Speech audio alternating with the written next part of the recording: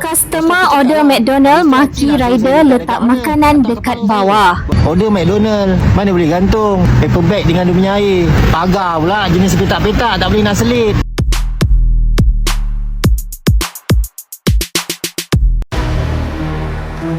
Seorang lelaki berasa kesal selepas ada pelanggan yang tidak ada common sense dan tidak beradab terhadap penghantar makanan ketika membuat pesanan. Menerusi perkongsian Carlos Zain di TikTok, dia mendapat pesanan dari pelanggan yang memesan makanan dari McDonald.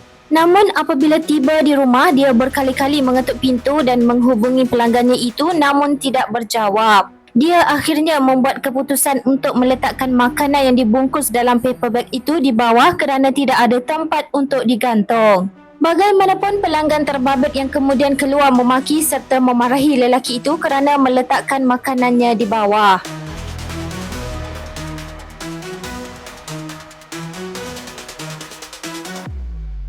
Orang order makan dah betul, tapi jangan buat rider macam ni. Pesanan ni aku tujukan pada customer yang tak ada common sense, tak ada adab. Aku dapat order McDonald, dah sampai depan rumah, aku call, tak jawab. Aku ketuk, tak buka. Dekat 10 minit aku ketuk. Aku call dekat 12 kali, geng. Nak gantung, ada tempat gantung. Tapi order McDonald, mana boleh gantung paper bag dengan dia punya air. Pagar pula jenis petak-petak, tak boleh nak selit. Aku tak ada pilihan lain, aku letaklah makanan tu dekat bawah. Aku ambil gambar, aku gerak. Rumah dia pula dekat dengan lift.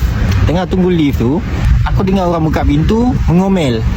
Pukimak punya rider, babi punya rider, letak makanan aku kat bawah. Aku jenguk lah balik. Aku pergilah kat dia, aku cakap lah, "Ya cik, kenapa? Saya yang letak makanan tu kat bawah." Lepas tu dia cakap apa? "Kau tak boleh fikir ke ni makanan kot? Kenapa kau letak dekat bawah?" Lepas tu aku cakap lah, "Habis tu Acik nak suruh saya letak dekat mana? Atas kepala saya? Berapa kali saya call Acik? Berapa lama saya kat depan ni ketuk pintu Acik tak buka pun? Nak gantung mana boleh gantung? Lain kali letaklah shopping bag ke apa ke. Bolehlah saya selit dalam shopping bag tu." Lepas tu dia tak boleh terima kan. Dia cakap, "Kau nak buat kerja elok-elok lah."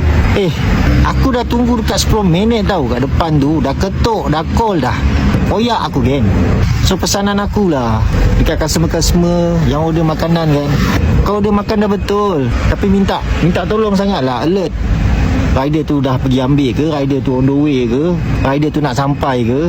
Aku tahu banyak lagi kes-kes macam ni yang rider-rider kena. Tak semua, tapi segelintir customer yang tak ada manner, yang tak ada common sense. Kepada rider-rider semua, kalau kau ada pengalaman macam ni, tolong komen bang. Tolong komen, tolong share dekat aku. Aku nak buat satu video. Aku nak bagi kesedaran dekat customer-customer yang tak ada manner, yang tak ada common sense, yang tak ada adab macam ni. Kau tahu tak? Koyak aku geng. Balik lah.